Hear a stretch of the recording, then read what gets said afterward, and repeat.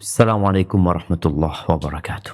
Alhamdulillah, Ar-Rahman, 'allamal Qur'an, khalaqal insan 'allamahul bayan. Wassalatu wassalamu ala khairil bariyah, sayyidina wa maulana Muhammadin wa ala alihi wa ashabihi ajma'in. Amma ba'd. Jamaah rahimakumullah. Di dalam Al-Quran Al-Azim, Allah Jalla Jalaluh menjelaskan tentang tujuan diciptakannya manusia. Manusia yang Allah sempurnakan penciptaannya, yang dia berbeda dengan binatang, berbeda pula dengan makhluk lainnya. Allah mengatakan, wa ma khalaqtul jinna wal insa illa liya'budun. Tidaklah kuciptakan bangsa jin dan manusia kecuali untuk beribadah kepadaku. Semua fasilitas yang Allah berikan akan ditanya, kenapa Allah berikan kepada kita kedua tangan, kedua lutut, kedua kaki. Allah berikan kepada kita kepala yang ada dahi dan hidung, agar kita sujud kepada Allah. Makanya kata Nabi SAW, umirtu an asjuda ala sab'ati a'zum. Aku diperintahkan untuk sujud di atas 7 tulang. Beliau menunjuk kepada dahinya, al-jabha wa asyara ila anfi, dan hidung. Kenapa engkau dikasih kepala sama Allah? Agar engkau sujud, agar engkau tidak mendongak ke atas. Engkau dikasih tangan nih, letakkan di bumi. Dikasih lutut, letakkan dan tempelkan dengan tanah. Dikasih kaki, tempelkan. Lalu Allah berikan kepadamu lisan, agar engkau mengatakan subhanallah wa bihamdi. Agar engkau mengatakan subhanakallahumma wa bihamdika Allahumma gfirli. Agar engkau mengatakan dengan lisanmu, sajada wajhiya, sujud wajahku, lilladzi khalaqahu, untuk yang menciptakannya, wa syaqqa sam'ahu wa basarahu, dan memberikan telinga, kedua mata, dengan dia dapat melihat, bihaulihi wa quwwatihi fatabarakallahu ahsanul khaliqin. Namun kehidupan dunia yang mempesona, kelezatan dunia yang memikat mata, membuat sebagian manusia lupa tentang kenapa dia dicipta. Ahibati fillah, Allah mengatakan, wa in ta'uddu ni'matallahi la tuhsuha. Kalau kalian hendak menghitung nikmat Allah, kalian gak akan pernah bisa menghitung, gak akan bakalan. Innal insana la zalumun kafar. Sesungguhnya manusia itu makhluk yang sangat zalim dan sangat kufur, lupa dengan nikmat-nikmat yang Allah berikan. Hari ini kita akan berbincang tentang nikmat lisan dan tulisan. Ada lisan saja, ada tulisan. Lisan yang kedua, kau dapat menulis. Allah Azza wa Jalla berfirman di surat Ar-Rahman, yang insya Allah kita sering membacanya. Surat ini indah dan menyenangkan, dan semua surat-surat Al-Quran indah dan menyenangkan. Ayat-ayat Al-Quran turun sebagai mau'izah min rabbikum wa rahmah wa shifa lima fis sudur.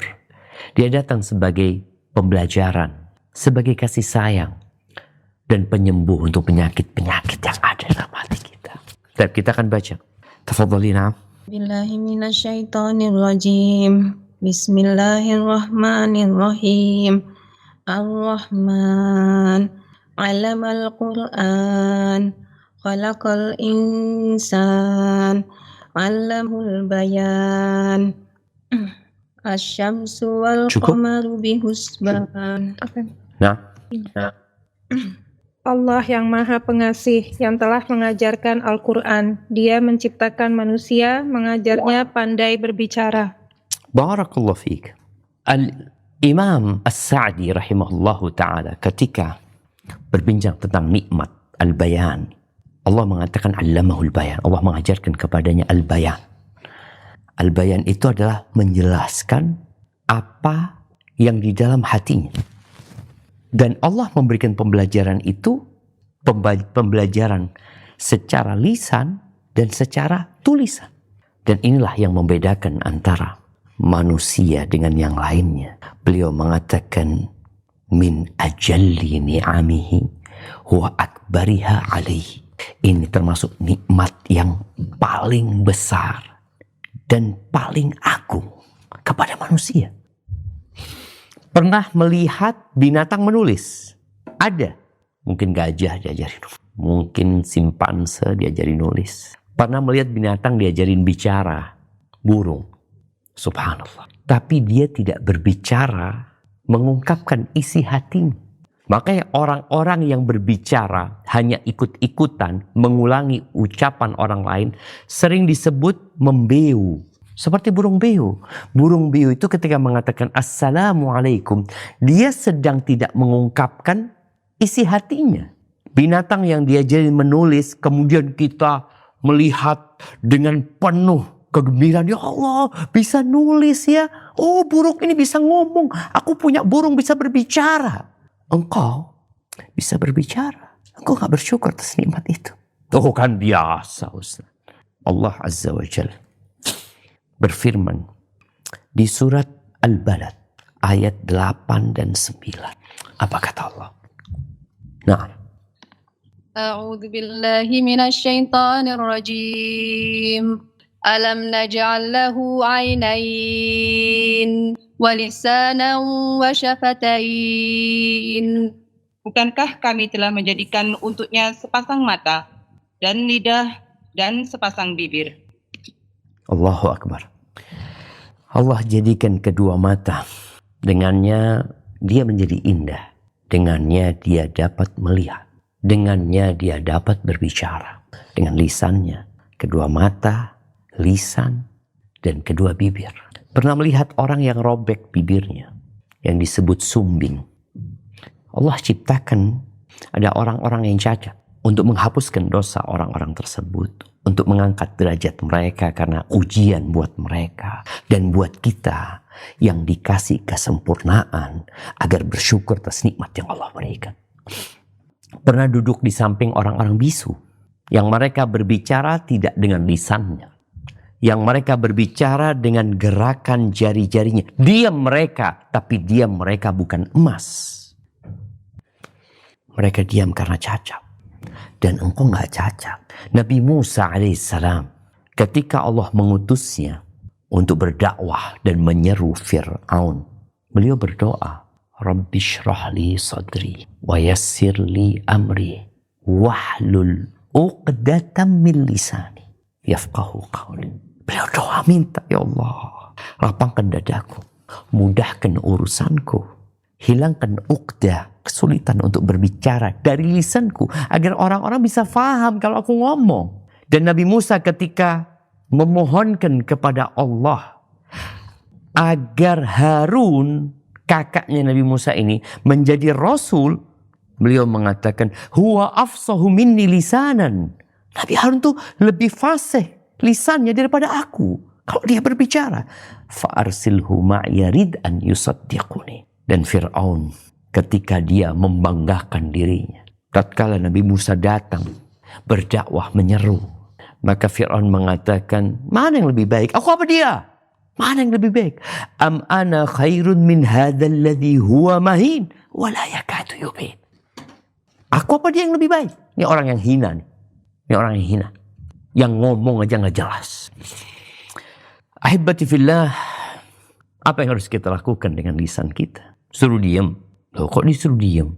Ya disuruh bicara kita. Allah jadikan lisan agar kita bisa mengungkapkan isi hati kita.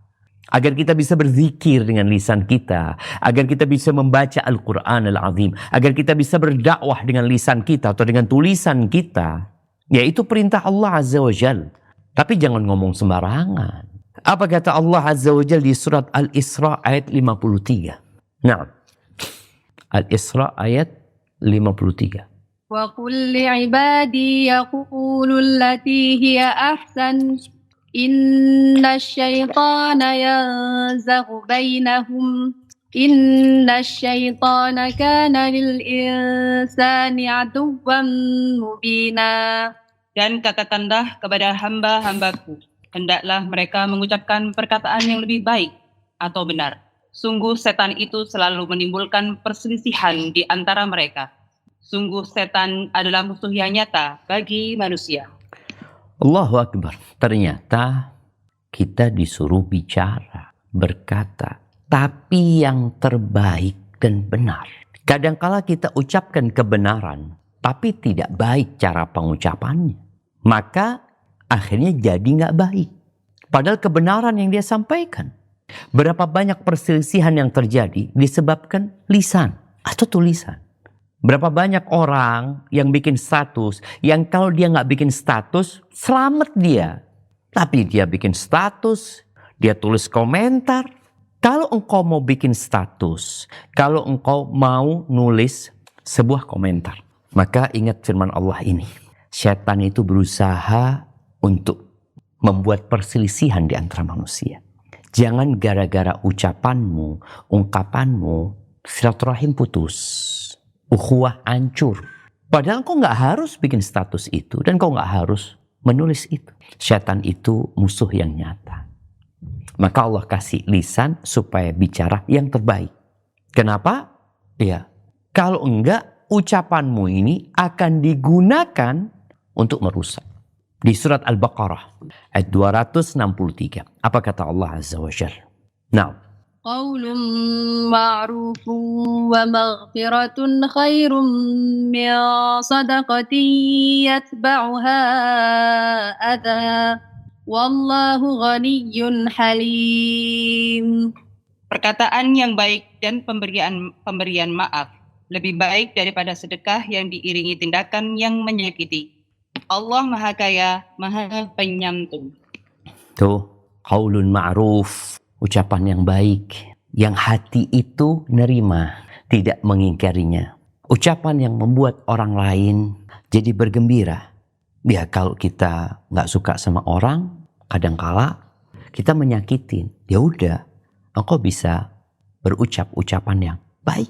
Ada orang minta-minta, engkau juga bisa tolak dia dengan ucapan yang baik dan doa buat dia. Dan pemberian maaf buat orang yang menyakitimu. Itu lebih baik loh daripada sedekah yang diiringi oleh menyakiti, mengungkit-ungkit, ngomongnya nggak enak.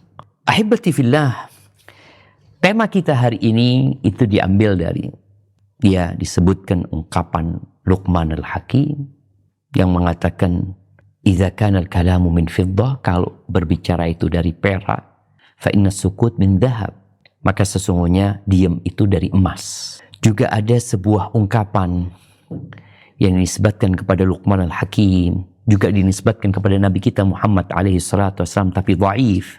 Tapi disebutkan ini ungkapan Luqman atau ungkapan Abu Darda dan sebagian salafus saleh yang mengatakan as-samtu hukumun wa qalilun fa'iluh. Diam itu hikmah. Hikmah dan sedikit yang melakukan. Orang itu seneng ngomong. Orang yang banyak ngomong, banyak salahnya. Buktikan. Bukan dilarang berbicara, silahkan berbicara. Tapi, qaulun ma'ruf. Silahkan ngomong. Billati hiya ahsan. Pilih orang mukmin itu berbicara. Tapi yang baik. Maka kata Nabi SAW, man kana yu'minu billahi wal yaumil akhir, falyaqul khairan aw liyasmut. Barang siapa yang beriman kepada Allah dan hari akhir, hendaklah dia berbicara, hendaklah dia ngomong. Allah kasih engkau lisan. Tapi bicara apa? Yang baik. Atau diam. Di hadis Mu'ad bin Jabal yang diriwayatkan oleh Imam Tirmidzi, ketika Mu'ad bertanya kepada Nabi SAW tentang amalan yang mendekatkan ke surga dan menjauhkan dari api neraka. Nabi jelaskan yang pertama berkaitan dengan mentauhidkan Allah dan tidak melakukan kesyirikan, lalu mendirikan sholat, membayar zakat, puasa. Nabi kasih arahan-arahan buat Mu'ad. Di akhir hadis yang panjang itu, Nabi mengatakan kepada Mu'ad, "Ala ukhbiruka bima laki dzalika kulli." Mu'ad, maukah ku beritahukan kepadamu tentang kunci semua perkara itu yang bisa memegang semua perkara tadi? Qultu bala ya Nabi Allah. Kata Mu'ad, tentu ya Rasulullah. Wahai Nabi Allah alaihi salatu wassalam ya Rasul. Lalu beliau megang lisannya dan berkata, kuffa alaika hadha. Beliau mengatakan, jagalah, tahanlah lisanmu. Tahan. Jangan mudah bicara. kecuali sudah dipikirkan apa yang hendak engkau sampaikan, benar atau salah, baik atau buruk. Ketika Nabi SAW mengatakan itu, Mu'adz heran. Setelah penjelasan tentang sholat malam, penjelasan tentang jihad fisabilillah, kok terakhir ternyata yang menyelamatkan orang dan insya Allah memasukkan dia ke surga itu menjaga lisan. Maka Mu'adz tanya, ya Nabi Allah, wa inna la mu'akhadhuna bima natakallamu bihi. Wahai Rasulullah, apakah kami akan dituntut karena apa yang kami katakan? Kan cuma ngomong. Lisannya tidak bertulang. Dan dia ngomong bisa berjam-jam yang tidak bisa dilakukan dengan tangan kita. Orang kalau jalan kaki sama kedua kakinya, dia akan capek. Lari, dia akan capek. Dia olahraga, dia akan lelah. Tapi dia ngomong lagi. Kita lihat tempat orang-orang ngomong. Dari habis isya sampai subuh ngomong. Duduk ngomong. Emak-emak nih, kajian 1,5 jam. Ngobrolnya lebih panjang kadang-kala. Kalau bukan karena disuruh pulang sama istrinya, bukan karena urusan anak-anak, mungkin ngomong terus. Maka Mu'adz heran apakah kami akan dituntut dan mendapatkan siksa atas apa yang kami katakan. Lalu kata Nabi SAW, "Thakilatka ummuka ya Mu'adz, wa hal yakubun nasa fin nari ala wujuhihim aw ala manakhirihim illa hasaidu alsinatihim." Mu'adz, celakalah engkau yang Mu'adz, ibumu kehilangan engkau Mu'adz. Kok engkau ngomong kayak gitu sih? Adakah yang menjadikan seorang tersungkur mukanya atau disungkurkan mukanya atau hidungnya dalam api neraka melainkan ucapan lisan mereka? Haibati fillah, diam itu emas asalkan tepat waktunya dan momennya. Ada saatnya kau harus bicara. Maka kata Nabi SAW, hendaklah dia berkata yang baik atau diam. Rasul SAW menyebutkan tentang ucapan yang baik dan ucapan yang buruk.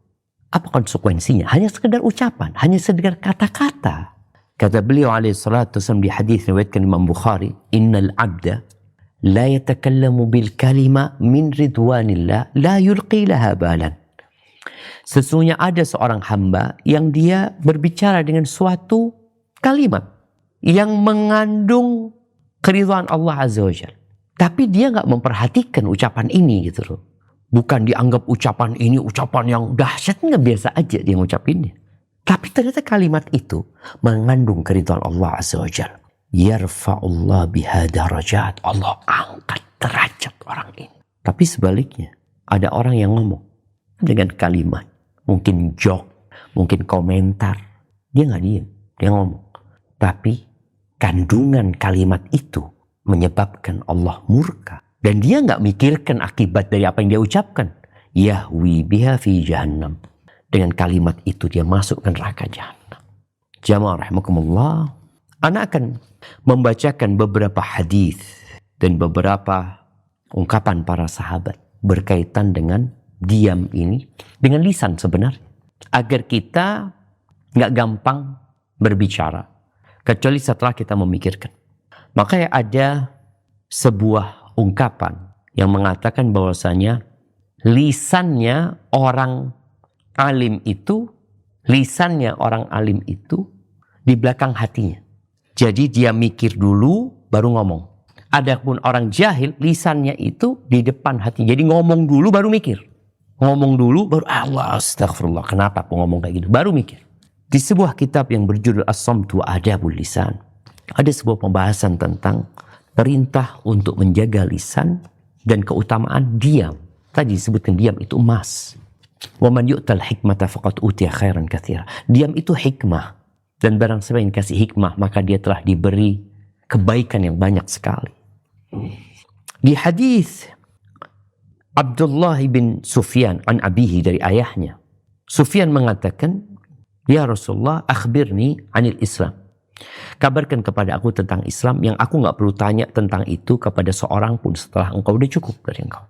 Maka kata Nabi SAW, Qul amantu billahi thumma istaqim. Katakan aku beriman kepada Allah, kemudian engkau istiqamahlah.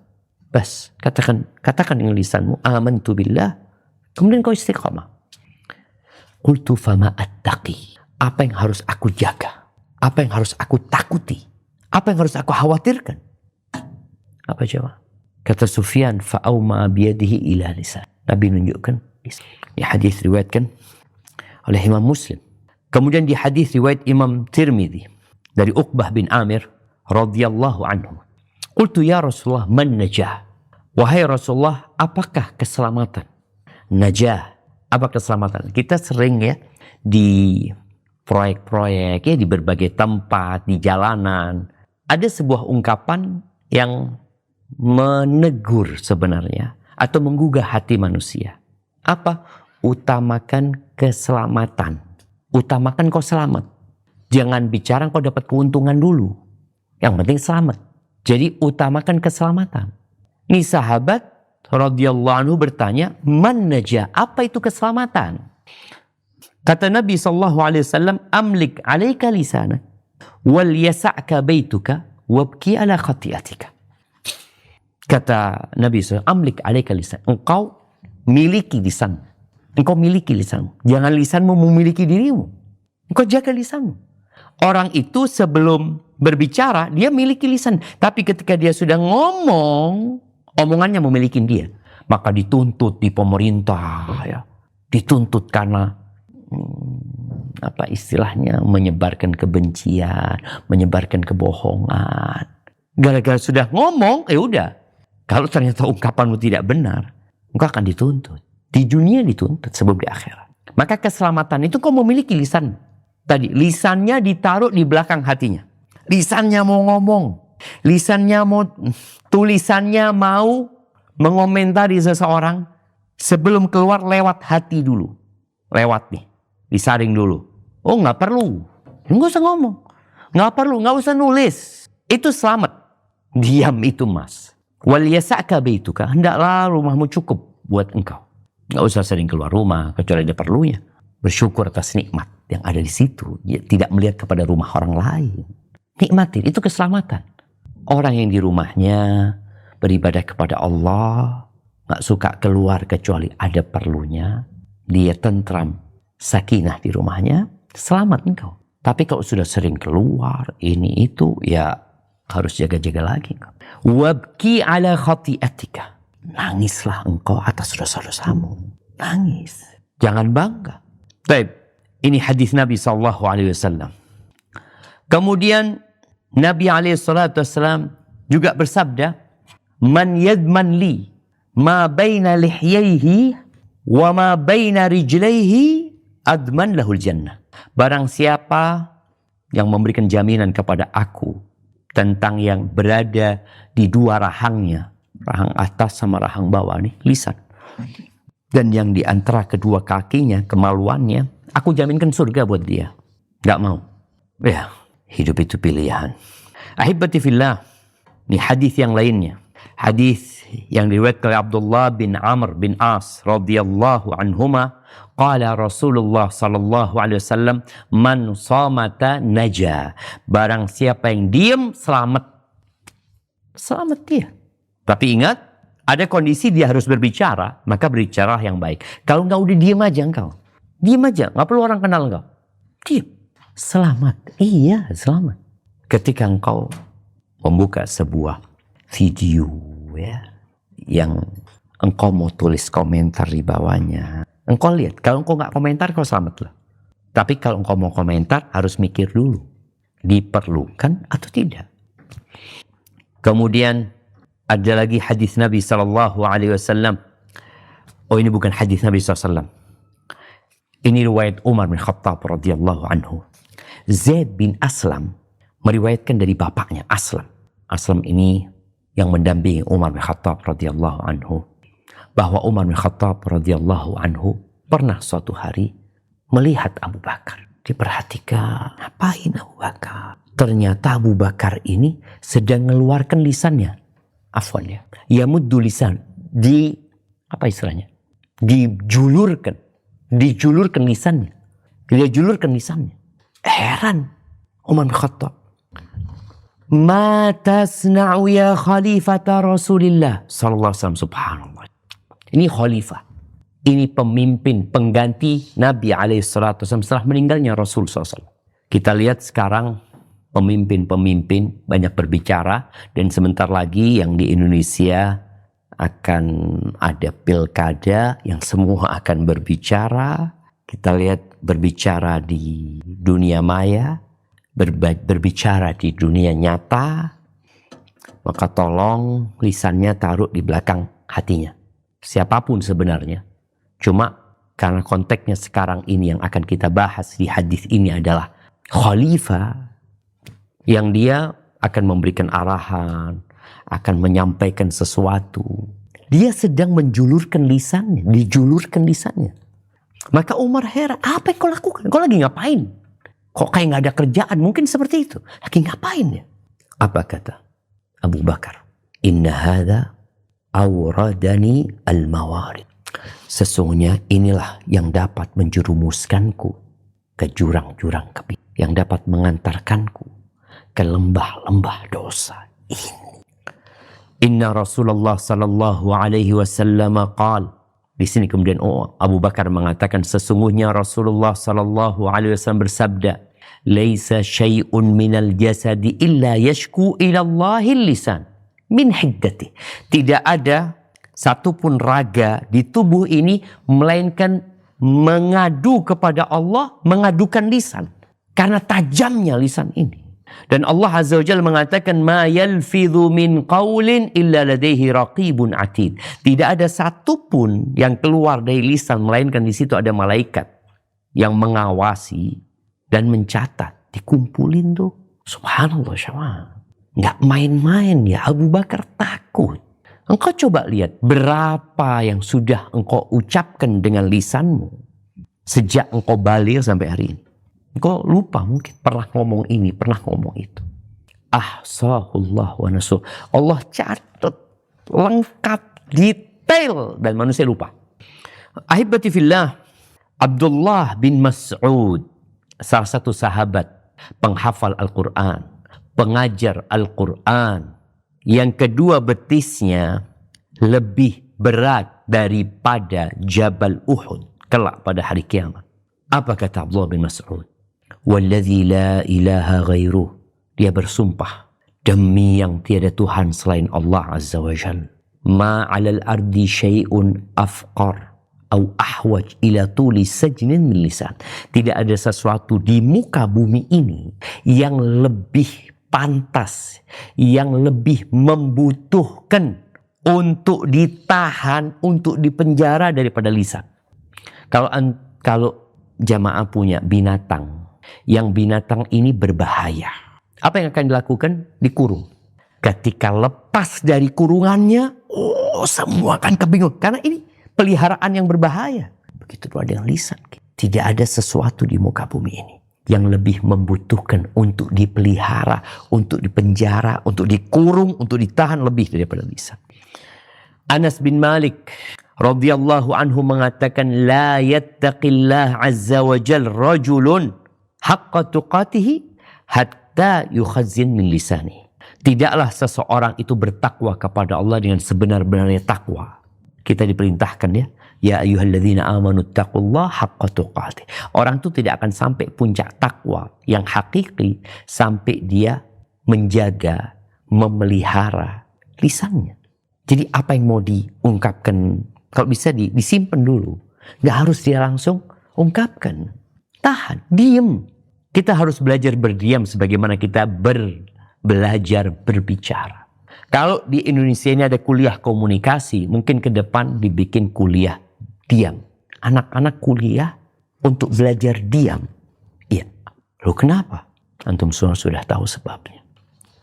Kemudian ini hadis Abdullah bin Mas'ud radhiyallahu anhu. Ini hadis diriwayatkan oleh Al-Khatib Al-Baghdadi. Disebutkan bahwasanya Abdullah bin Mas'ud radhiyallahu anhu annahu kana 'ala Safa yulabbi.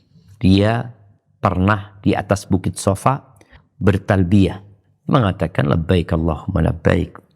Lalu apa kata dia? Wa yaqul, dan dia berkata, ya lisanu qul khairan taghnam au ansit taslam min qabli an tandam. Kata Allah bin Mas'ud, wahai lisan. Dia mengatakan ini untuk memberikan nasihat sejatinya kepada orang-orang. Dia memanggil lisannya, wahai lisan, katakan yang baik, engkau akan beruntung.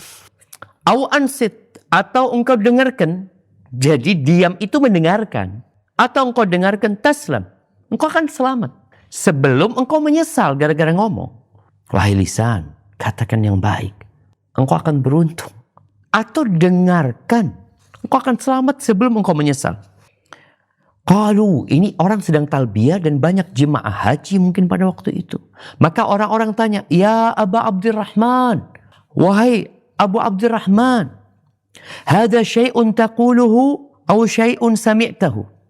Ini yang engkau ucapkan, apakah itu perkataan yang engkau ucapkan atau perkataan yang engkau pernah mendengarnya? Ya, ini mungkin mendengar dari Nabi SAW, bukan ucapan dia sendiri. Qala la, bal sami'tu Rasulullah SAW yaqul. Dia mengatakan tidak. Yang aku dengar dari Nabi SAW, beliau mengatakan inna aktsara khataya ibn Adam fi lisani. Itu ucapan Abdullah bin Mas'ud. Akan tetapi yang aku dengar dari Rasul SAW, beliau mengatakan kebanyakan dosa anaknya Adam itu adalah dari lisannya. Maka disuruh diam. Kemudian nih hadis dari Aslam, dari Zaid bin Aslam dari ayahnya. Kalau tadi dari Umar bin Khattab, ini ayahnya radhiyallahu anhuma mengatakan akhadha Abu Bakar As-Siddiq radhiyallahu anhu lisanahu. Abu Bakar Siddiq radhiyallahu anhu pernah memegang lisannya. Wa qala, lalu dia berkata, qala Rasulullah SAW. Rasulullah SAW bersabda, man waqahu Allah azza wa jal syarra ma baina lihyai wa ma baina rijlai. Barang siapa yang Allah pelihara, yang Allah jaga dari kejahatan yang antara kedua rahangnya dan kedua kakinya, niscaya dia akan masuk surga. Ahibati fillah, Abdullah bin Amr bin al-As radhiyallahu anhu mengatakan, da' ma lasta minhu fi syai'. Tinggalkan yang kau nggak ada urusannya dengan hal itu. Tinggalkan yang engkau nggak ada urusannya dengan hal itu. Kita supaya tahu, termasuk kesempurnaan orang Islam itu, kesempurnaan Islamnya itu adalah ketika dia tidak mengurusi yang bukan urusannya. Tapi kita juga harus tahu mana yang urusan kita dan mana yang bukan urusan kita. Banyak di antara kita kepo dengan urusan orang lain. Apa sih urusanmu? Ngurusin rumah tangga orang. Pertanyaannya, apa urusan? Oh enggak, ini untuk mengklarifikasi. Apa urusanmu? Gak ada urusan. Ya udah, nggak usah diurusin.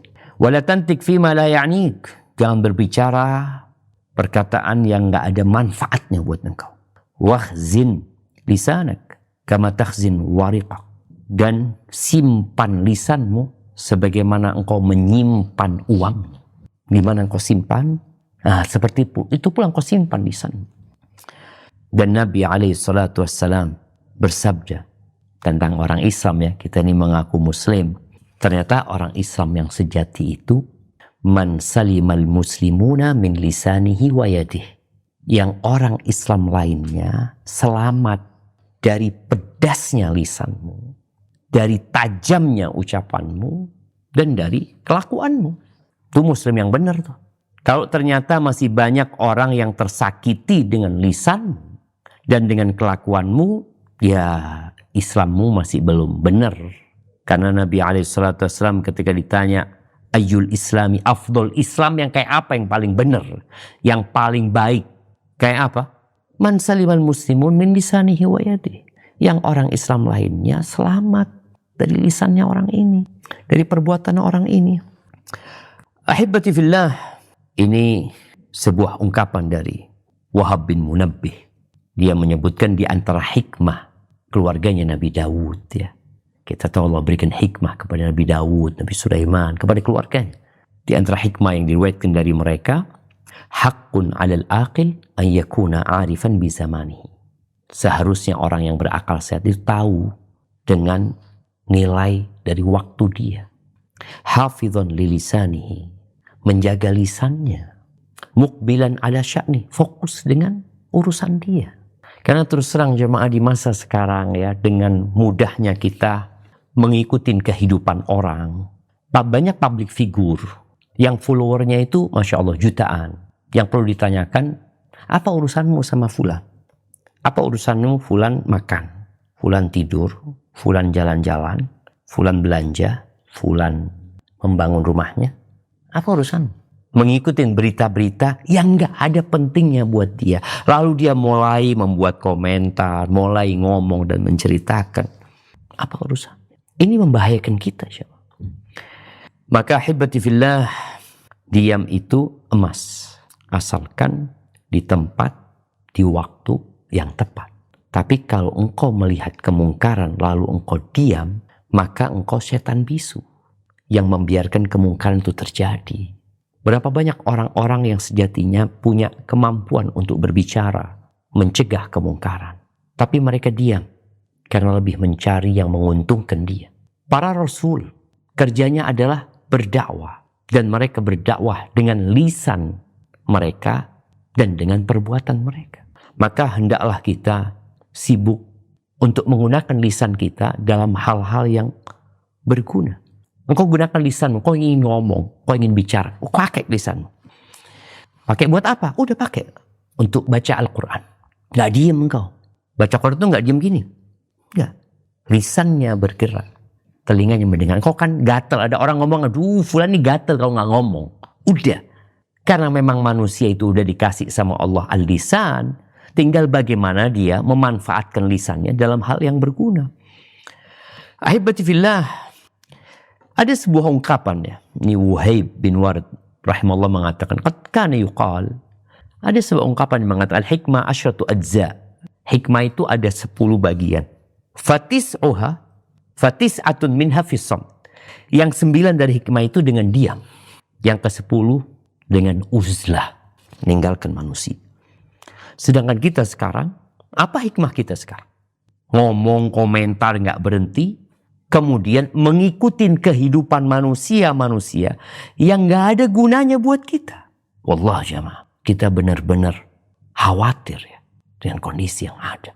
Maka banyaklah berdoa memohon kepada Allah. Allahumma a'inni ala dzikrika wa syukrika wa husni ibadatik. Ya Allah, bantulah aku untuk mengingatmu. Nah, lisan yang dipakai untuk berzikir. Agar bersyukur dengan hatinya. Dan agar beribadah yang baik kepada Allah Azza wa Jalla. Ada 3 harta yang kita seharusnya mengumpulkan 3 harta tersebut. Yang pertama adalah lisan yang pandai berzikir, hati yang pandai bersyukur, dan istri atau pasangan hidup yang membantu kita dalam urusan akhirat kita. Jadi inti kajian kita hari ini, diam itu emas, tapi ketika engkau harus bicara, bicaralah dengan kebaik. Hadza wallahu a'lam bissawab. Anda kembalikan ke teman-teman, kita masuk ke sesi tanya jawab. Tafadhali. Barakallahu fiik. Naam, tafadhali. Assalamualaikum warahmatullahi wabarakatuh, Ustaz. Hayyakumullah. Waalaikumsalam warahmatullahi wabarakatuh. Allah yuhayyiki. Naam, tafadhali. Ustaz mau tanya gini, kalau misalnya dalam masalah suami istri nih Ustaz, kan kadang kan seorang istri tuh kayak jengkel gitu, ada sesuatu hal yang suaminya tuh nggak ngerasa. Tapi kalau misalnya kadang-kadang apa sering? Kan, ya sering ya gitu. Naam, tafadhali. Kadang-kadang, nah itu. Terus kan, tapi kalau kita ungkapkan, suami akan marah dan dia akan nggak suka dan mungkin akan menimbulkan suatu permasalahan yang besar. Tapi kalau nggak diungkapkan, hati ini tetap jengkel. Tapi kita maunya suami itu tahu gitu, Ustaz. Gimana ya Ustaz? Yang sebaiknya. Pertanyaannya Afwan, yang dilakukan suami itu sesuatu yang dosa atau tidak? Enggak sih Ustaz, ini tuh permasalahan lain tapi ini permasalahan kesenangan istri, kesukaan istri, seperti itu. Mungkin perbuatan suami yang nggak disukai sama istri gitu kan? Iya mungkin Ustaz. Siap. Dari Brisbane ini Ustaz. Masya Allah, barakallahu fiik. Nah, ahibati fillah, alhamdulillah. Ini pertanyaan yang menarik ya, karena kita tahu di antara yang paling disukai oleh iblis adalah perceraian. Dan ketika Allah mengatakan, "Qul li'ibadi yaqulu allati hiya ahsan." Katakan kepada di surat Al-Isra tadi ayat 53, katakan kepada hamba-hambaku agar mereka mengatakan ucapan yang terbaik. Yang terbaik. Bukan baik ya, tapi ahsan.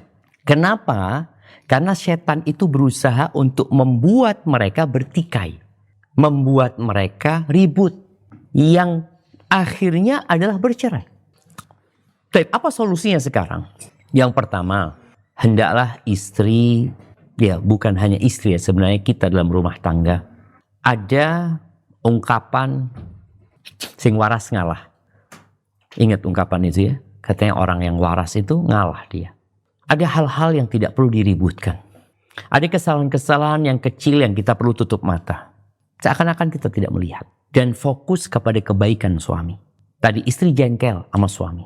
Ketika engkau fokus kepada kesalahan suami, maka engkau akan jengkel.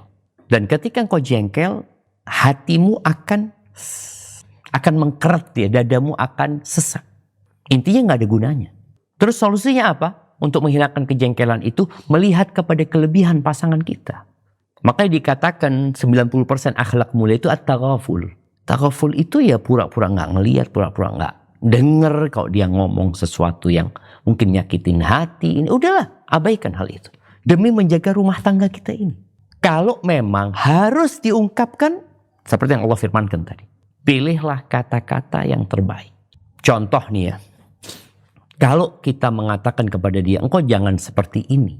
Itu biasanya dia akan marah. Tapi kalau dia ganti katakan mengatakan, bang, kalau seorang itu dia mungkin mencontohkan ya. Seorang itu kalau ngomong kayak gini boleh nggak bang? Sebenarnya bang. Jadi sang istri meminta pendapat suami. Agar suami berpikir bahwasanya ternyata istrinya itu sedang menanyakan sesuatu yang terjadi sama dirinya. Tapi dengan kata-kata yang baik. Pilih kata-kata yang baik. Pilih tempat yang baik. Kemudian pilih kondisi suami yang terbaik. Karena kalau suami lagi nggak mood, lagi punya masalah. Ya buat para istri ya. Buat para istri. Buat para wanita. Terus terang di luar rumah. Sang suami bekerja. Dia kadangkala menghadapi kondisi-kondisi yang istri nggak tahu. Dia mungkin dibully sama teman kerjanya.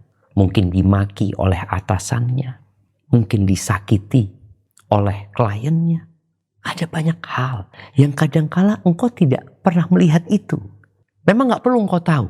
Tapi yang perlu engkau lakukan menjadikan rumah sakinah. Gimana suami sampai rumah jadi tenang. Ada hal-hal yang mungkin engkau ingin ungkapkan, maka ungkapkan dengan cara yang terbaik. Tapi kalau engkau ngelihat kayaknya gak ada gunanya Ustaz, kalau anak ngomong itu sama suami, ya udah. Engkau rubah suamimu dengan cara yang lain. Kalau ternyata engkau sudah ngomong tapi nggak ada gunanya, mungkin dengan perbuatan, mungkin tentunya dengan doa dan memohon kepada Allah Azza wa Jalla. Hadza wallahu a'lam bissawab. Nah, barakallahu fikum. Assalamualaikum Ustaz, pertanyaan dari Perth. Waalaikumsalam warahmatullahi wabarakatuh. Naam, tafadhal. Bagaimana apabila keluarga terutama ibu kita yang masih mengadakan mauludan dan terus kita menghadirinya Ustaz? Apakah maulud itu suatu kemungkaran menjadikan kita berdosa? Barakallahu fikum. Barakallahu fiik. Ahibati fillah. Semakin kita kesini semakin jauh ya dari masa hidup Rasul sallallahu alaihi wasallam. Kadangkala umat jadi bingung bicara Maulid Nabi. Siapa yang tidak bergembira dengan kelahiran Rasul sallallahu alaihi wasallam? Allah Azza wa Jalla yang mengutus Rasulnya, menciptakan nabinya sebagai penutup para nabi, sebagai rahmatan lil alamin. Beliau mengatakan innama ana rahmatul muhda. Aku ini rahmat yang dihadiahkan kepada umat ini. Dan rahmat Nabi SAW bukan hanya untuk umat Islam, bahkan lil alamin. Tapi kita melihat memang orang-orang mungkin ada yang mengingkari maulud, ada yang mendakwahkan maulud itu sesuatu yang baik. Menghindari itu semua. Yang jelas orang-orang yang mengadakan maulud, insya Allah mereka mengadakan itu karena mereka cinta sama Rasul SAW. Sehingga mereka ingin merayakan hari kelahiran Rasul SAW. Apakah itu diinginkan oleh Nabi SAW? Apakah Nabi SAW di masa hidupnya beliau menyuruh sahabatnya? Oh enggak, Nabi sibuk. Sibuk ngapain? Sibuk berdakwah. Sibuk mengajarkan kebaikan. Berarti ketika engkau cinta sama Nabi SAW, maka sibukkan dirimu dengan berdakwah. Dengan mengamalkan perintah Nabi SAW. Oh tapi kan ada yang mengatakan boleh, mengatakan tidak boleh. Baik. Abu Bakar tidak merayakan. Tapi beliau melanjutkan perjuangan Nabi SAW. Kita bukan umat perayaan. Kita adalah umat perjuangan. Umar bin Khattab juga tidak sibuk merayakan. Tapi apa yang dilakukan Umar? Melanjutkan perjuangan Nabi SAW. Mengajak umat untuk kenal sama Nabi SAW. Untuk menjalankan sunnah Nabi SAW. Uthman bin Affan juga tidak merayakan. Karena memang kita ini bukan umat perayaan kita. Kita umat perjuangan. Maka Uthman bin Affan melanjutkan perjuangan. Sampai Islam ini berada di Kabul. Berada di Azerbaijan. Kemudian sampai kepada khalifah selanjutnya. Sampai kepada imam yang 4. Apakah imam yang 4 ini merayakan? Enggak. Mereka umat perjuangan. Mereka berjuang melanjutkan perjuangan para sahabat. Maka kita pun seharusnya melanjutkan perjuangan. Tidak sibuk dengan perayaan. Sampaikan kepada keluarga. Ya karena memang kita umat perjuangan. Kita umat beramal. Ketika terjadi perselisihan, maka kembalilah kepada sunnah Rasul SAW. Alaikum bisunnati. Maka kita dengan cara yang baik menyampaikan kepada orang tua kita yang kadang melihat engkau itu nggak cinta sama Nabi SAW. Iya, mereka berpikir memang mencintai Nabi SAW itu dengan merayakan. Kalau tidak merayakan berarti nggak cinta. Tapi ketika kita mau duduk merenungkan, apakah benar kecintaan kita kepada Nabi SAW? Kadangkala gombal. Karena tidak terbukti dengan melanjutkan perjuangan Nabi SAW. Kenalkan umat itu kepada Nabi SAW bukan setahun sekali. Terus diingatkan. Dan setiap sholat kita mengatakan Assalamu alayka ayyuhan nabiyyu wa rahmatullahi wa barakatuh. Tadi waktu sholat subuh kita baca. Nanti sholat duhur kita mengatakan lagi Assalamu alayka ayyuhan nabiyyu wa rahmatullahi wa barakatuh. Nanti sholat asar kita akan ngulangin itu. Maghrib ngulangin itu. Bagaimana kita benar-benar mencintai Nabi alaihi salatu wassalam. Hadza wallahu a'lam bissawab. Nah. Barakallahu fiik Ustadz dari Sydney. Tafadhali. Ya gini Ustadz, kita ini kan bukan manusia yang banyak ilmu gitu ya Ustadz. Kalau ada kerabat yang berbuat kurang baik atau kemungkaran, kita tuh kalau mau ngomong takut Ustadz. Takutnya menyinggung, takut nanti jadi problem, jadi renggang. Apakah itu termasuk diam yang menyelamatkan Ustadz? Atau harus bagaimana? Jazakallah khairan. Masya Allah, barakallahu fiik. Naam ahibati fillah. Kapan diam itu menyelamatkan dan kapan diam itu membinasakan? Ketika kita melihat kemungkaran, maka ada 3 tahapan. Berdasarkan sabda Nabi SAW, Man ra'a minkum mungkaran. Barang siapa di antara kalian melihat kemungkaran, memperhatikan kemungkaran, hendaklah dia merubah dengan tangannya. Khususnya orang-orang yang punya kekuasaan. Ayah dapat merubah dengan tangannya. Seorang pemimpin atau yang ditugaskan oleh pemimpin. Apabila dia tidak bisa, tidak mampu, maka hendaklah dia merubah dengan lisannya. Menyampaikan. Tapi ketika menyampaikan ini pun kita harus berpikir. Apakah ketika Anda mencegah kemungkaran dengan lisan, itu akan menimbulkan kemungkaran yang lebih dahsyat? Atau tidak? Kalau ternyata enggak insya Allah, maka sampaikan dengan lisan. Tapi ketika engkau tidak mampu, karena boleh jadi ucapanmu nggak ada gunanya, bahkan akan menimbulkan kerusakan yang lebih besar. Maka rubahlah dengan hatimu. Hati ini harus tetap mengingkari kemungkaran. Maka tatkala di keluarga kita melihat kemungkaran yang kita memang belum mampu untuk mengingkarinya, maka tetap mengingkari tapi dengan hati. Lalu bagaimana kelanjutannya? Dia boleh jadi kita ngundang ustadz. Kita itu kalau mau ngasih tahu keluarga, dianggap mungkin sok ustadz, sok kiai. Akhirnya kita perlu ngundang ustadz. Ajak keluarga untuk silaturahim. Punya kelebihan rezeki, bikin acara makan. Udah datengin orang-orang itu. Ketika datangkan ustadz, sampaikan kepada ustadz tentang apa yang terjadi dengan keluarga. Boleh jadi di antara mereka ada yang gak sholat, ada yang berzina, ada yang minum khamr. Dosa itu kan banyak. Nanti ustadz ini dari mana mulai? Itu yang perlu ditanyakan kepada ustadz. Gimana kita mau bicara tentang dosa-dosa kecil, sedangkan orang itu belum sholat? Maka bagaimana sholatnya diperbaikin dulu? Bagaimana kita akan bicara sholat sedangkan dia orang yang melakukan kesyirikan, tapi dia nggak sadar? Maka hendaklah tahapan-tahapan itu dilakukan. Sehingga kalau dikatakan diam, kita nggak diam. Anda mengingkari kemungkaran dengan hati. Karena Anda merasa tidak mampu dengan lisan, Anda akan cari lisan orang yang untuk menyampaikan. Dan ketika ngundang ustadz untuk berbicara itu, ya jangan panjang-panjang. Nih orang belum pernah ikut kajian. Cukup 15 menit, 20 menit. Setengah jam paling lama, terus makan. Nanti diundang lagi. Jadi proses itu ya kita jalanin sambil didoakan. Lalu kita menjadi contoh yang baik buat mereka. Hadza wallahu a'lam bissawab. Nah. Assalamualaikum warahmatullahi wabarakatuh, Ustaz. Waalaikumsalam warahmatullahi wabarakatuh. Nah, tafadhal. Ya, ada pertanyaan, Ustaz.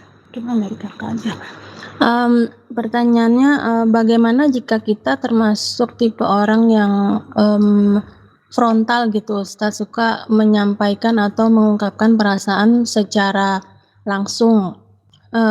Kita tipe orang yang kalau menyimpan itu perasaan itu akan berlarut-larut dan akan membuat kita stres atau bagaimana gitu. Nah itu tapi kan belum tentu lawan bicara kita dapat menerima. Itu sebaiknya bagaimana, Ustadz? Jazakallah khair. Masya Allah, barakallah fiik ya. Jadi memang orang itu punya tipikal yang macam-macam. Ada orang yang diem ya, memperhatikan. Ada orang yang ngomong dan termasuk yang membuat hati itu kotor adalah kebanyakan ngomong, khususnya dengan hal-hal yang tidak berguna. Pernah seorang datang menjumpai Salman Al-Farisi radhiyallahu anhu. Dia berkata, "Ausini, aku minta wasiat." Apa kata Salman? "La tatakallam." Engkau jangan ngomong. Mungkin orang ini suka ngomong gitu. Ngomong sana, ngomong sini. Pokoknya ada yang hobi ngomong. Setiap ada di majelis, dia akan pegang mic untuk jadi orator yang berbicara. Yang lain suruh dengar. Maka Salman radhiyallahu anhu mengatakan, "La tatakallam." Diam, gak usah ngomong. Kata orang ini, "Wa kaifa yasbir rajulun ala an la yatakallam?" Gimana orang bisa sabar gak ngomong? Gimana? Diam doang gimana? Oh, kalau engkau gak sabar untuk tidak berbicara, maka jangan berbicara kecuali kebaikan atau diam. Maka ini buat orang-orang frontal yang suka ngomong, engkau harus tetap menjadikan lisanmu di balik hatimu. Jadi ketika lisan mau ngomong, lewat hati dulu. Ungkapanmu ini baik, benar atau salah. Itu yang pertama. Benar atau salah.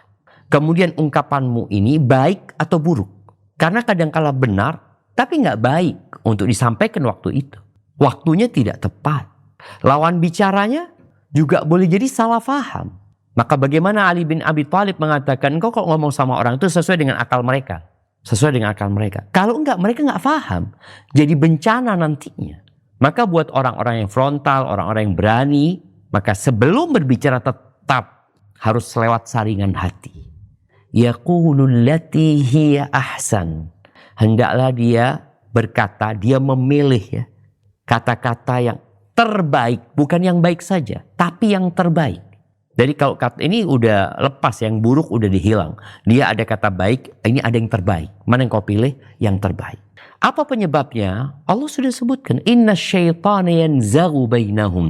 Sesungguhnya syaitan itu hendak membuat orang-orang itu bertikai, ribut di antara mereka. Maka hendaklah orang yang frontal ini, ya nahan diri memang. Tadi udah kita dengarkan ucapan para salafus saleh. Diam. Sampai kelasnya Abu Bakar. Nyuruh diam. Diam, jaga lisanmu sudah.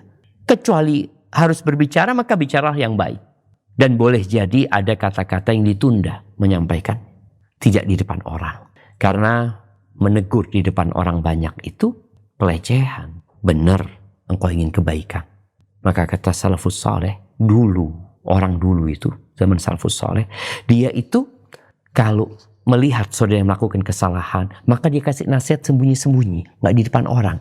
Sehingga kehormatan orang itu terjaga, ukhuwah Islamiyah tetap terjalin. Kalau sekarang enggak.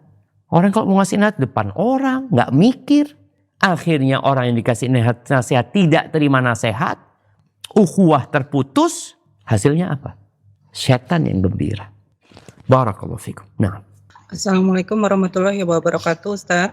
Waalaikumsalam warahmatullahi wabarakatuh. Nah, dari yang saya ingin tanyakan, apakah ada kondisi-kondisi di mana kita boleh membicarakan aib orang lain, Ustaz? Misalkan istri yang berkeluh kesah kepada suaminya gitu kan, bukan untuk disebarkan, Ustaz, tapi untuk mencari solusi, atau ketika pasien menceritakan aib temannya kepada psikiater misalnya untuk mencari solusi, apakah itu boleh Ustaz? Dia menceritakan tentang orang lain. Kejelekan orang lain Ustaz. Kepada suaminya. Dalam rangka? Ada yang berkeluh kesah saja atau dalam rangka mencari solusi juga Ustaz. Bagaimana cara menghadapi? Baik, barakallahu fiik ya. Yang pertama kalau bicara menyebut kejelekan orang lain. Rasul SAW ketika beliau ditanya tentang ghibah, salah satu dosa besar ya. Beliau mengatakan, dzikruka akhaka bima yakrah. Engkau menyebutkan tentang saudaramu sesuatu yang dia tidak menyukainya. Itu ghibah. Tapi apabila ada tujuan yang syar'i boleh. Kalau sekedar menyebutkan keburukan orang hanya untuk bahan omongan, bahan pembicaraan, maka itu terlarang. Al-Imam Nawawi ya, beliau menyebutkan tentang bolehnya kita menyebutkan kejelekan orang itu di beberapa kondisi. Yang pertama beliau mengatakan al-qathu laysa bighibatin fi sittatin mutadhallimin. Yang pertama, orang yang dizalimi, maka dia boleh menceritakan keburukan orang yang menzaliminya ini tidak kepada semua orang, tapi kepada orang yang diharapkan dapat memberikan solusi. Ingat, dia menceritakan kezaliman orang ini kepada siapa? Kepada orang yang dapat membantu dia menyelesaikan urusan ini. Hakim, polisi, camat, siapalah orang-orang di sekitar kita. Yang insya Allah dia punya kuasa bisa membantu dia. Kemudian beliau mengatakan, wa fi izalati munkarin. Dalam meminta tolong untuk mengingkari sebuah kemungkaran. Contohnya, di kampung itu ada seorang wanita yang sepertinya dia melacurkan dirinya. Karena masyarakat melihat kok laki-laki asing keluar masuk rumahnya. Atau ada tempat yang dicurigai, tempat kemaksiatan. Kita nggak bisa mengingkari kemungkaran tersebut. Maka kita laporkan kepada yang mampu mengingkarinya. Kemudian yang ketiga, mustaftin. Orang yang minta fatwa. Minta fatwa ini boleh jadi dia minta fatwa kepada seorang ustadz yang memang punya kredibilitas untuk memberikan fatwa. Dia mengatakan, bapakku itu melakukan ini dan ini. Bapaknya sendiri. Atau istri menceritakan suaminya. Seperti istrinya Abu Sufyan yang mengatakan Abu Sufyan itu pelit orangnya. Di antara baiat wanita dengan Nabi SAW, wanita nggak boleh mencuri. Semua orang nggak boleh mencuri. Maka istri Abu Sufyan tanya, Abu Sufyan ini, dia sebutkan suaminya. Dia orang yang pelit. Dia tidak memberi kami yang cukup. Sedangkan dia orang kaya. Boleh aku ngambil. Dia sebutkan suaminya. Karena dia minta fatwa, dia boleh sebutkan. Maka boleh kita menyebutkan keburukan orang dalam rangka meminta fatwa. Tapi ketika kita bisa tanpa menyebutkan orangnya, itu lebih utama. Jadi minta fatwa, tanya bagaimana kalau ada seorang suami melakukan ini dan itu. Padahal maksudnya suami dia, tapi dia nggak sebutkan suaminya. Itu lebih afdal. Engkau tutupin aib suamimu, engkau dapat jawaban dari masalahmu. Kan nggak ada gunanya engkau menyebutkan keburukan suami. Engkau butuh jawaban atas masalah yang kau hadapi. Maka yang perlu dilakukan atau yang lebih utama adalah tanpa menyebut namanya. Kemudian au muhadzirin. Yang keempat itu dalam rangka mentahdzir orang. Mentahdzir itu mewanti-wanti orang, manusia, mewanti-wanti masyarakat dengan fulan. Kita perlu sebutkan namanya fulan. Hati-hati sama fulan ini. Fulan ini penipu ulung ya. Sudah banyak yang dia tipu fulan. Memang benar dia. Dalam rangka menyelamatkan masyarakat, kita boleh mentahdzir. Sebagaimana para ulama dahulu menyebutkan tentang perawi-perawi hadis, dikatakan fulan kadzab, fulan pendusta, fulan dhaif, lemah, fulan. Hati-hati. Jadi menyebutkan keburukan untuk maslahat, supaya orang berhati-hati dari keburukan fulan. Kita tahu ada fulan atau fulanah ya. Ada tetangga baru tinggal di kompleks, dan di komplek itu ada fulana yang memang terkenal wanita bermasalah. Bagaimana kita menyelamatkan tetangga baru ini dari fulana? Kita boleh. Hati-hati nak ya, hati-hati sama fulan. Karena dia bermasalah. Kau orang baru di sini. Kadang-kadang nih fulana yang dikasih tahu ngomong sama fulana, aku nggak boleh berkawan sama engkau. Kata siapa? Kata fulan. Ini merusak rumah, merusak tatanan masyarakat. Jangan dipindah omongan orang. Asalkan sekali lagi orang yang menyampaikan ini orang yang benar, yang soleh dan niatnya baik, memang untuk mentahdir, untuk menyelamatkan orang tersebut supaya orang itu nggak tambah dosa. Kemudian di antara bentuk tahdzir ini, kita kalau mau melamar anaknya orang atau anaknya orang ada yang minta anak kita, lalu kita tanya gimana tentang fulan, maka ya kalau dia mengatakan udah janganlah, aku nggak mau menceritakan aibnya dia, tapi lebih baik jangan. Ini orang yang ngerti memang kondisi orang tersebut ya. Kemudian yang kelima, buat orang yang ya berbuat dosa terang-terangan. Dia berbuat dosa memang terang-terangan. Di televisi dia berbuat dosa, dia tampakkan kemaksiatannya, minum khamar terang-terangan, bermaksiat, maka ya orang yang seperti ini nggak ada kehormatan buat dia. Tapi sekali lagi, engkau buat apa membicarakan orang itu? Kalau nggak ada gunanya, udah kita bicara diem atau berbicara yang baik. Karena memang sekali lagi ada orang-orang yang berbuat dosa terang-terangan ya, yang dia nggak ada kehormatannya, sedangkan kita tidak ghibahin dia karena dia seorang muslim yang menjaga, apalagi dosa dia sembunyi-sembunyi. Kenapa kita ceritakan? Kalau yang terang-terangan aja kita ceritakan kalau ada maslahatnya. Kemudian yang keenam ya berkaitan dengan ta'rif atau mu'arrifin. Mu'arrif itu menjelaskan, memberikan deskripsi tentang fulan. Umpamanya ada seorang yang dia dikenal sama gelarnya. Gelarnya anggap si pincang, al-a'raj, si pincang. Dikasih tahu, engkau kenal nggak sama fulan? Fulan bin fulan. Fulan bin fulan yang mana? Kalau sekarang kan orang tinggal ngeluarin HP, ini loh. Oh iya tahu. Tapi udah kita kasih penjelasan, dia nggak paham. Itu loh yang pincang. Oh ya yang pincang, tahu mana? Bukan untuk menyebutkan kejelekannya, tapi memang dia lebih dikenal dengan nama tersebut. Itu diperbolehkan. Yaitu dibahas oleh Imam Nawawi dalam kitabnya Riyadhus Shalihin. Dan supaya kita juga tahu kalau istri tadi mau menyebutkan tentang orang lain, kalau dia curhat tanpa harus menyebut nama, nggak usah disebut nama. Karena kan nama itu nggak penting. Yang lebih penting adalah solusi dari permasalahan dia. Hadza wallahu a'lam bishawab. Nah. Assalamualaikum warahmatullahi wabarakatuh. Waalaikumsalam warahmatullahi wabarakatuh. Kita dari Melbourne ada pertanyaan urusan sholat malam. Nah. Misalnya kalau sholat malam, biasanya sholat malam dengan witir. Tapi pas sehari itu ketinggalan sholat malamnya, bangun pas subuh. Pas apa boleh kita sholat witir di waktu subuh? Dan misalnya juga bangun subuh ketelatan, apa boleh sholat subuhnya dengan sholat sunnahnya? Apa subuhnya? Qobliyah subuhnya ya. Nah, barakallahu fika, barakallahu fika. Rasul SAW, beliau pernah ketinggalan sholat malam, sholat witir. Karena termasuk sholat yang tidak pernah beliau tinggalkan adalah sholat witir dan qobliyah subuh. Ketika beliau ketinggalan sholat witir, maka beliau qadha. Beliau ganti bukan di waktu subuh, tapi beliau ganti di waktu duha. Tapi ketika itu sholatnya sudah bukan sholat malam, dilakukan di siang hari, maka beliau mengqadhanya dengan syafa'. Dengan apa lawannya ganjil? Genap. Kalau biasanya beliau sholat 11, jadinya di siang hari sholatnya 12. Jadi seperti itu. Bagi yang ketinggalan sholat witir, yang lebih utama adalah menggantinya di waktu duha.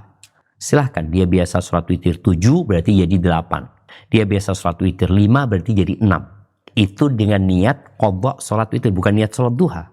Adapun buat orang yang ketinggalan 2 rakaat sebelum subuh ya, yang kita tahu fadilahnya, dan dia adalah orang yang istiqamah menjaga sholat ini, ketika dia telat bangun, maka ada 2 kondisi.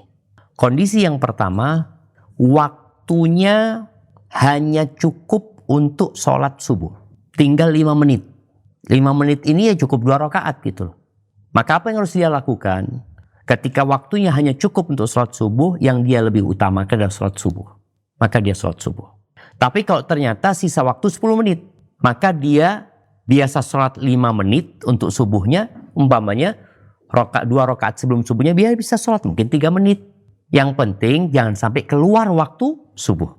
Jadi kalau yang waktunya hanya cukup untuk sholat subuh, maka yang dia lakukan hanya sholat subuh. Tapi kalau cukup untuk sholat qobliyah subuh dan subuh, maka silahkan dia sholat qobliyah subuh, baru sholat subuh. Jadi nggak apa-apa. Kalau ternyata hanya cukup untuk sholat subuh. Setelah sholat subuh, matahari terbit. Ya udah, dia laksanakan qobliyah subuhnya, qadhaan setelah matahari terbit. Di waktu duha. Tetap dia mendapatkan fadilah tersebut. Jamaah, kayaknya hanya cukup sampai Melbourne. Semoga yang kita pelajari bisa kita amalkan dalam kehidupan ini. Dan bicara diam jamaah, sulit orang untuk diam. Orang itu suka berbicara, suka ngomong. Maka tolong ketika engkau memang harus berbicara, ucapkan yang baik. Yang suka komentar, yang suka nulis, maka tolong juga engkau memikirkan apakah yang kau sampaikan kebaikan atau keburukan, kebenaran atau kebatilan. Kemudian kau lihat apa niatmu sebenarnya melakukan itu. Karena innamal a'malu binniyat wa innamal likulli imri'in ma nawa. Dan kita perlu berdoa, memohon kepada Allah agar dikasih lisan yang berpikir, lisan yang jujur. Karena banyak sekali penyakit-penyakit lisan. Dan kebanyakan yang memasukkan orang ke neraka adalah lisan. Hadza wallahu a'lam bishawab. Jazakumullah khair. Subhanakallahumma wa bihamdika asyhadu an la ilaha illa anta astaghfiruka wa atubu ilaik. Assalamualaikum warahmatullahi wabarakatuh.